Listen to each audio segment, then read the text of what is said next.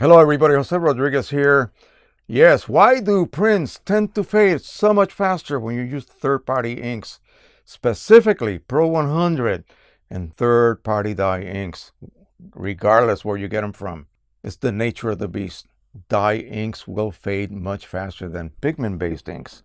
We'll talk about both of these. Now, if you recall, I recently loaded PC-42 SE or Signature Edition inks from Precisioncolors on my Pro-100, and even though I had a little bit of doubt on their performance, I immediately fell in love with them. The reason being is that I was able to print strictly with the driver and get amazing results, even a little bit better than I was getting with OEM ink printing with the driver as well.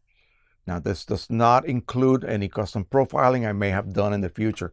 We're talking simply about printing with the driver or printing with the Canon, say for instance, in this case, ProLuster OEM profile. Now, fading. What causes fading? Many things cause fading, okay?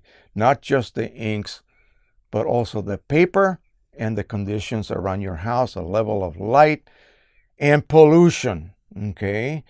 And you might say, well, my house is not polluted. Well, we're breathing the air that is around our community, and it may contain pollutants. It may contain ozone. And ozone is a very effective oxidant of dye inks because they are organic. The ones that you buy that are third party are not synthetic inks. They are organic and they will oxidize and fade quickly. So what can you do? Well, you can do many things. Use better paper. Okay, do not use resin-coated paper with lots of optical brightening agents. All that does is give you the illusion of a super bright reflective print. Okay, but really what it is doing is allowing those already fugitive inks, meaning that they fade many fold faster or quicker than OEM, to fade quicker than OEM. All right, so I'm going to show you some examples. On the day of Memorial Day, which I believe was May 28th, I went ahead and printed OEM as well as PC-42 SE renditions of the so-called perfect image, which is the standard image that I use all the time. Over here we have OEM, over here we have PC. And I have this taped together, so bear with me here. This was hanging upstairs on my landing, facing a big window, receiving light. I switched the prints every once in a while. I just flip them upside down so that the whole array gets, a relatively even amount of light. We are on about just under 3 months of exposure. This is OEM, this is PC, and so far so good. I don't see a drastic change. Let's put it this way in case the lighting is affecting the way this looks. Again, I'll flip them this way because we have very uneven lighting here. I wish I had a perfect wall to do this against. Anyway, we're looking for tonality changes in those gray areas because ink does not usually fade linearly. It will fade quicker with black and yellow, and then that will kind of turn the whole image a weird sepia tone, okay? That's what will happen. So what do I need to do? Well, what if OEM is also fading? Because we're using ProLuster paper, RC coated, high level of OBAs. Again, probably the worst choice to do a longevity test. Okay, so this could be fading at the same rate as this. It could be, who knows? So I decided to quickly print one. 5 minutes ago, I printed this. Again, it's an equivalent print. I used the OEM ProLuster profile. So this is brand spanking new. I see a slight difference between the two. Even this one looks a little bit lighter. Okay, so again, what are we showing here? That in 3 months almost, these two kind of look alike, but the fresh print looks a little bit denser. Okay, we'll see what happens 6 months, 9 months, a year later.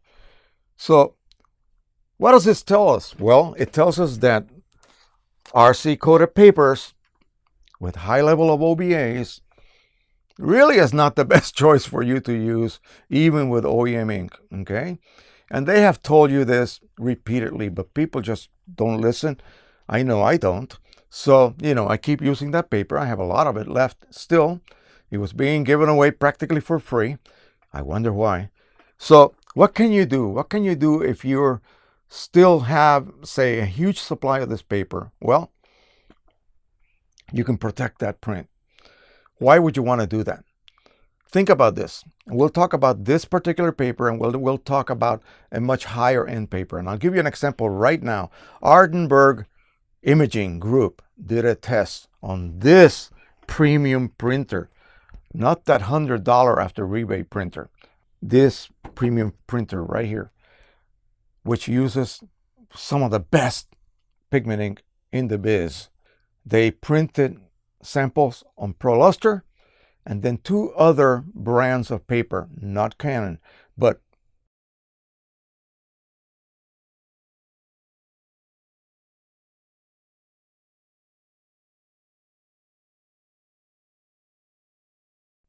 not against Canon, nothing against Canon, but they use a non-RC type paper, more like a fine art, 100% rag, 100% cotton type paper. And again, no OBAs and none of that resin coating, okay? And the results were dramatic. What is actually happening here? Well, you have dye molecules dissolve in a clear base, okay? Don't worry about the formulation, but it's just dye, ink, no particles of any sort. On paper, ProLuster, that has a microporous surface. The base of the paper, before it is coated with this microporous surface, is coated on either surface with resin so that it is practically waterproof. That allows that paper to not absorb any kind of moisture from the liquid base of the ink. So when it comes out of the printer, that paper is practically dry to the touch. The microporous surface allows the dye ink to penetrate or pigment ink to penetrate. And then the liquid base that needs to evaporate can readily leave that surface, okay, because of those microporous coating conditions. Now, the other papers, the so-called fine art papers, do not have that type of coating. When the wet ink hits the surface, it penetrates by diffusion. It penetrates because it starts to partially dissolve the coating slightly. And then once that coating dries, that ink is pretty much encapsulated within that coating. And there's very little chance, or a lot less chances, for ozone to enter. Ozone can enter like you left the door open. This type of coating, okay? The microporous coating. What will that do? It will oxidize your ink, and that causes it to fade. If ozone cannot enter, or has a very difficult time to enter that coating, it cannot oxidize your inks, okay? Eventually it will, but not as quickly as anything on a resin-coated microporous surface type paper, okay? We love those papers because they're instantly dry, okay? Now, what can you do? So what can I do? I got tons of ProLuster, and I don't want to spend a fortune. I want to use Precisioncolor inks on my Pro-100. Well, then I have to invest on some sort of protection scheme. And that basically is spraying my prints.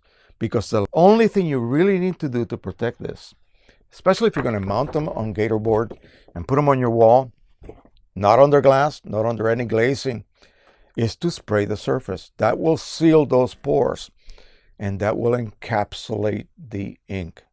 Okay, and gases cannot penetrate that layer of coating that you applied very easily. Okay, so that print will all of a sudden become maybe 10 times longer lasting than an untreated one. All right, now, like I showed you, 3 months almost, very little difference between the prints. We'll see in a year. I'm sure I will see a difference in the density. They will fade. They are going to fade, absolutely.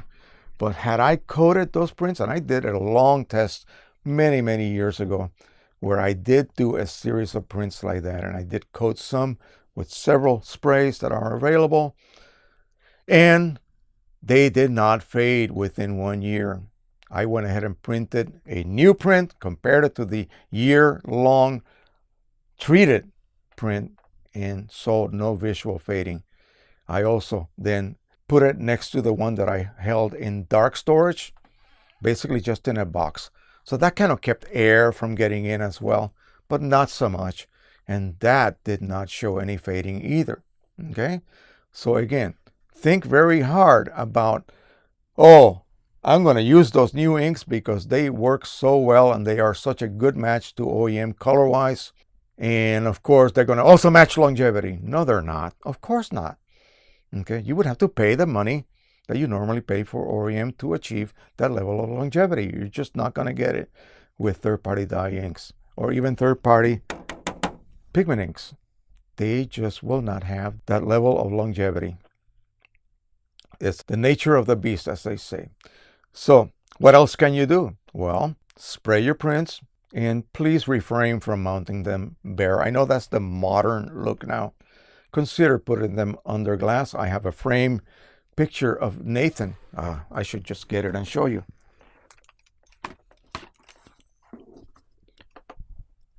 What is this? This is, I think this is San Gabriel, original 1.0, printed on dye inks, Pro-100, the old ones. These are the old ones right here. Not a bit of fading. I mean, I know what this print originally looked like, believe me. Again, good paper, frame under glass. They'll last probably longer than you want that print to last anyway. It's as simple as that.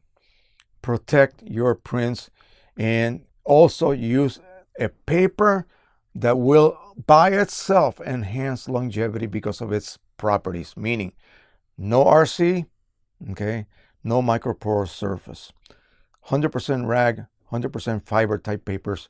Those will always perform better as far as longevity goes. Okay.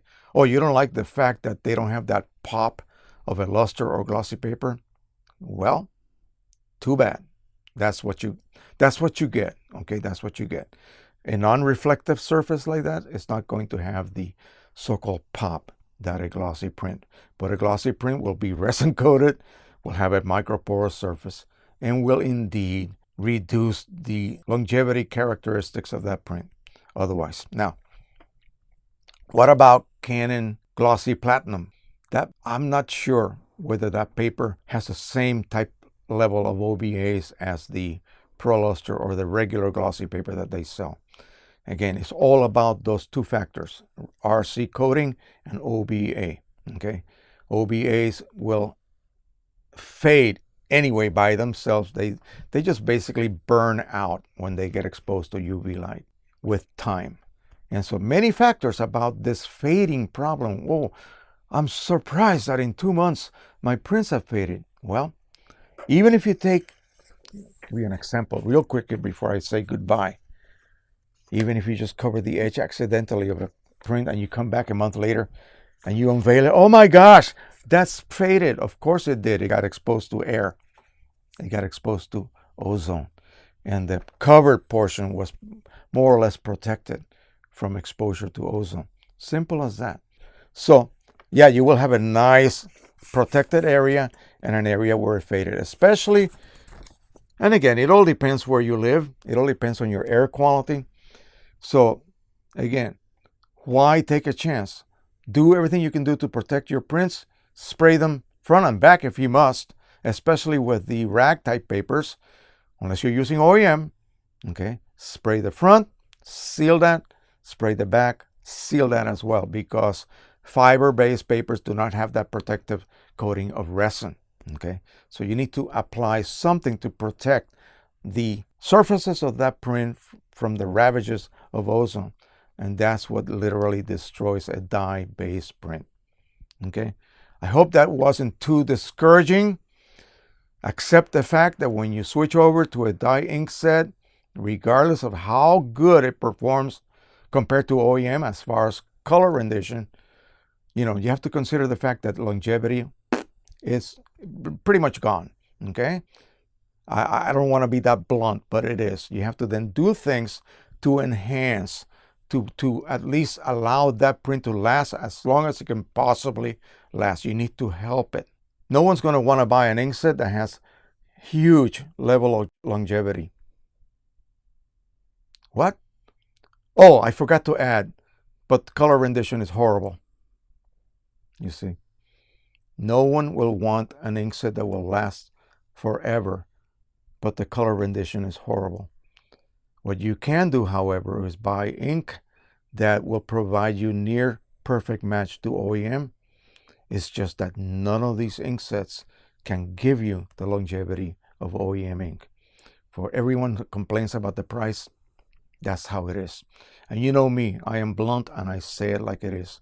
All right, that is it. The next video that I'm going to do is going to be really interesting because I've been accused of having this bias toward Canon printers. Well, it's not that I'm biased toward Canon printers against, for instance, EPSON. There's a reason for that, and I will discuss that in my next video. Thank you so much for watching. Don't forget to subscribe, share, and like. And as always, hit that bell to be notified of any new content. Oh, gosh, I almost forgot, and I should have said that at the beginning. If you click away now, you will miss this announcement. Last night, we hit 25,000 subscribers. Yay! Thank you so much, everybody, for your support. Keep watching, keep sharing, keep liking. Happy printing, everybody. Bye-bye.